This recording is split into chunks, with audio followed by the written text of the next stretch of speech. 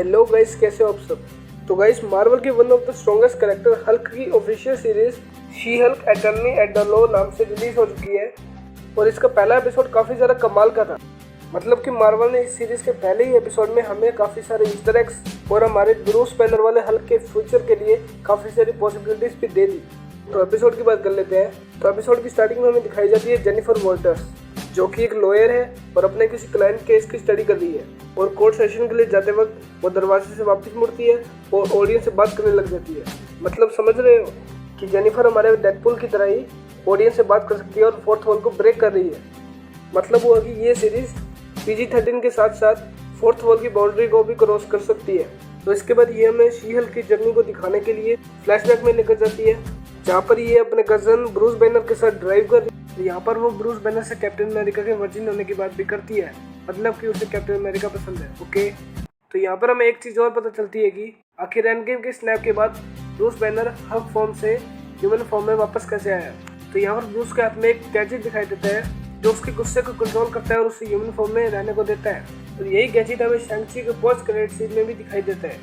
लेकिन इसी सब के चलते इनके सामने एक शिप आ जाती है और यहाँ पर एक भयंकर एक्सीडेंट होता है और एक्सीडेंट होने के कारण ब्रूस बैनर का वो गैजेट टूट जाता है, जिसकी वजह से जेनिफर के साथ उसका ब्लड ट्रांसफ्यूजन हो जाता है और जेनिफर के अंदर उसकी हल्क की पावर्स हो जाती है। ट्रांसफॉर्मेशन के चलते वो जंगल में चली जाती है, वो बेहोश हो जाती है वहाँ जाकर और होश में आने के बाद वो एक क्लब में जाती है जहाँ उसे थोड़ी बहुत हेल्प मिलती है। लेकिन कुछ लड़कों के छेड़ने की वजह से वो शी हल्क में ट्रांसफॉर्म हो जाती है, लेकिन वहाँ पर उसे ब्रूस बैनर उसे रोकने आ जाता है और फिर से वो बेहोश हो जाती है। तो उसके बाद ब्रूस उसे अपनी लैब में ले जाता है, जो कि एक सुनसान बीच पर बनी होती है, टोनी स्टार्क ने बनाई थी जो। तो यहाँ पर ब्रूस बैनर वापस अपने हल्क ट्रांसफॉर्म में आ जाता है, मतलब कि प्रोफेसर हल्क वाले ट्रांसफॉर्मेशन में, और वो जेनिफर को हल्क की ट्रांसफॉर्मेशन और पावर्स को कंट्रोल करने के बारे में सिखाता है। तो उसे ये भी बताता है कि उसका हाथ जेनिफर के एक खून बूंद से ठीक हो गया। मतलब समझ रहे हो, 6 infinity stones is equal to 1 drop of blood of Jennifer Walter's.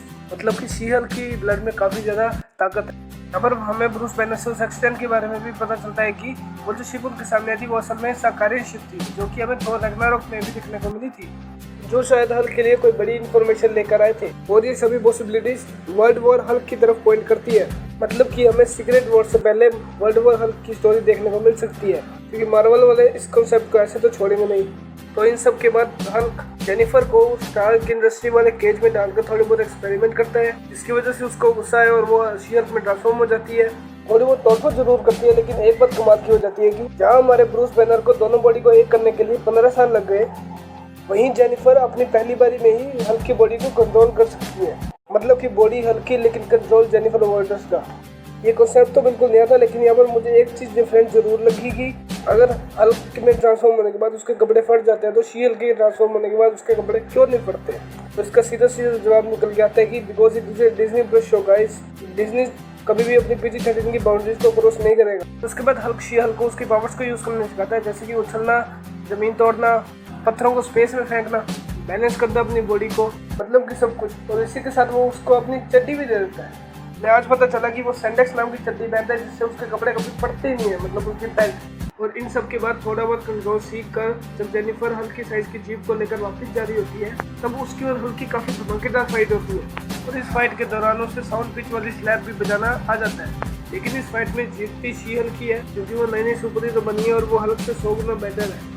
और इसके बाद वो हल्क को उसी बीच पर छोड़कर चली जाती है और अपनी लॉयर वाली लाइफ जीने लग जाती है। और वहीं पर कोर्ट स्टेशन में अपने क्लाइंट के केस लड़ते वक्त एक खतरनाक दिखने वाली लड़की हमला कर देती है, जिसका नाम होता है टाइटेनिया। और ये कॉमिक्स में भी शी हल्क की विलेन टाइप होती है। तो यहाँ पर जेनिफर वापस अपनी शी हल्क में ट्रांसफॉर्म हो जाती है और टाइटेनिया को एक जोर से पंच मारकर हरा देती है।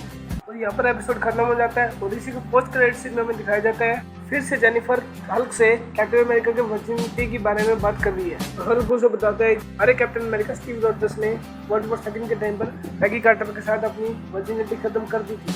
तो यहीं पर फर्स्ट एपिसोड का एंड हो जाता है। तो शी हल्क के सेकंड एपिसोड में हमें मे भी डेयरडेविल देखने को मिले, कभी भी तो एबोमिनेशन भी तो देखना बाकी है, वो भी तो देखने को मिलेगा। तो okay guys, we will meet in another video. Thanks for watching.